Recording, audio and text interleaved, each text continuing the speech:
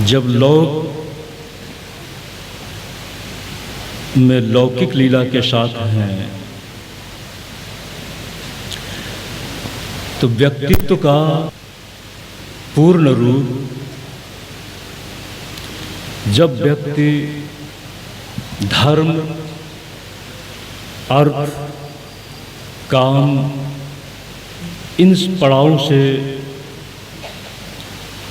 आगे बढ़ता चला जाता है तो इसी के साथ इस संसार में आने के साथ उसके जीवन में पूर्णता आ जाती है। इस पूर्णता में व्यक्ति अकेले नहीं, तीन हर व्यक्ति के ऊपर लगे हुए शास्त्र की दृष्टि से ऋण है। ऋषि ऋण, देव ऋण और पितृ ऋण। ऋषिगण हमें ज्ञान देते चले आए हैं। समाज में हम शास्त्रों के साथ चलते हुए समाज में विभिन्न वर्गों के साथ और समाज में जुड़ी हुई जो कर्तव्य की व्यवस्था है, कर्म की एक पुकार है, उसका हम शास्त्र की मर्यादा में निर्वाह करते हुए ऋषियों ने जिस परमात्मा को समाधि में देखा था उस परमात्मा के प्रति और परमात्मा की व्यवस्था में विभिन्न देवी देवता ये हमारे साथ हमारे संपूर्ण समष्टि जीवन को अपनी कृपा का अनुदान दे रहे हैं। हम उनके प्रति अपनी कृतज्ञता प्रकट करें, उनको प्रसन्न रखने के साथ हमारी ये संपूर्ण जो सृष्टि है अपने आप में प्रसन्न होगी। इसी के साथ भारत का ये जो चिंतन रहा है, सर्वे भवन्तु सुखिनः, सर्वे सन्तु निरामयाः, सर्वे भद्राणि पश्यन्तु मा कश्चित् दुःख भाग् भवेत्। इस भावना से प्रेरित होकर भारतीय जीवन में कहीं यज्ञों का विधान, कहीं पूजा आराधना का विधान, ये सब हमें ऋषि ऋण और देव ऋण को हम पूरा करें। और इसी के साथ एक और भी ऋण है, हमारे पूर्वजों की आकांक्षा रही,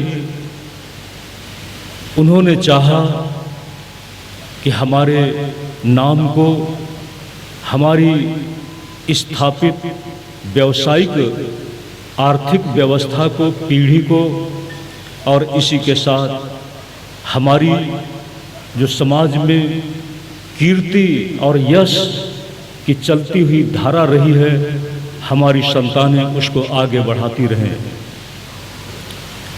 अपने पूर्वजों की इस भावना को, उनके इस सत्संकल्प को ख्याल में रखकर, अपने भाव में रखकर जब कोई भी व्यक्ति और समाज सन्निष्ठा के साथ अपने जीवन के स्तर को आगे बढ़ाता है, चलाता है, तो इसी को पितृ ऋण से मुक्ति बताया है। भगवान श्री कृष्ण के संदर्भ में देखें, विवाह तो हुआ, लेकिन विवाह के पश्चात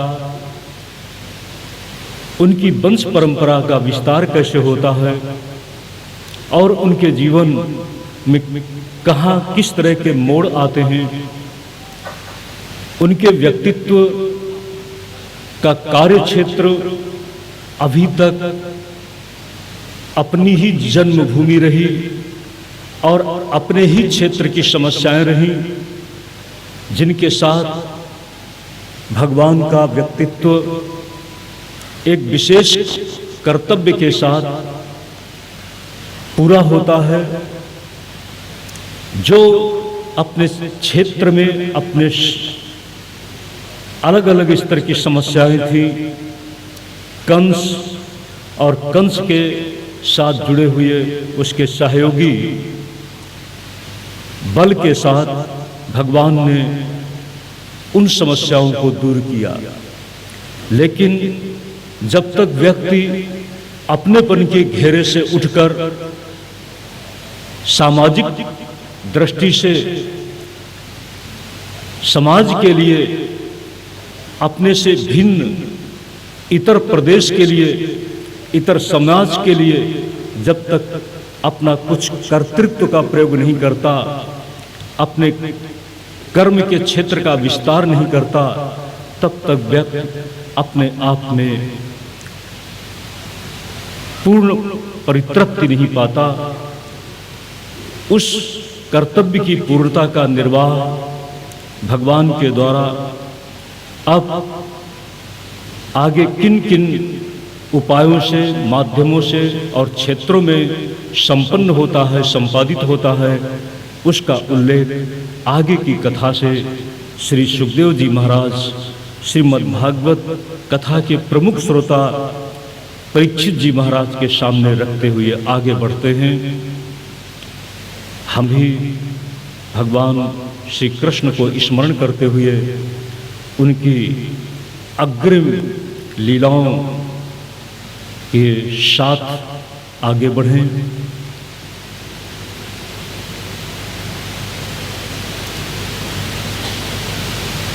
गृहस्थ जीवन कई तरह की उम्मीदों के साथ, आशाओं के साथ चलता है। कभी कभी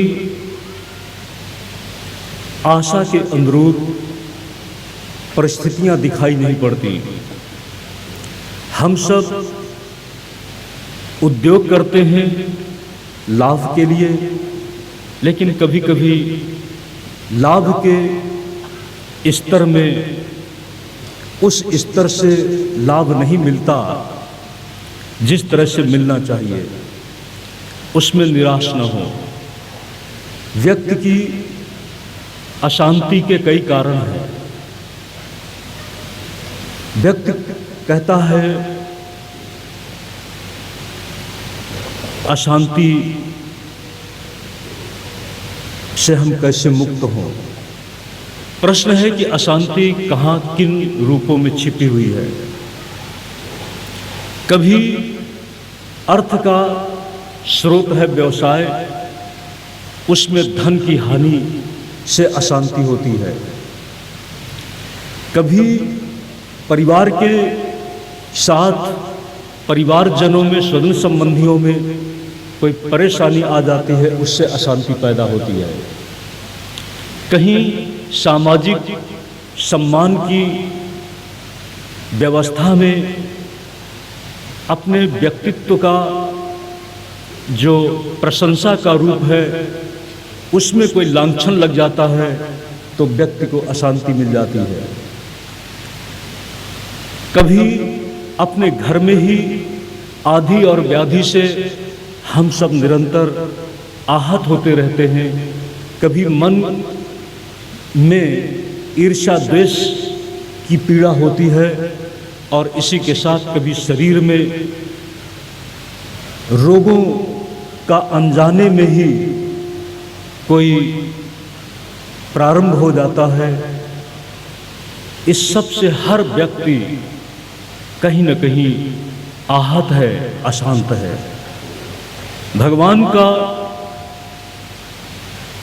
हम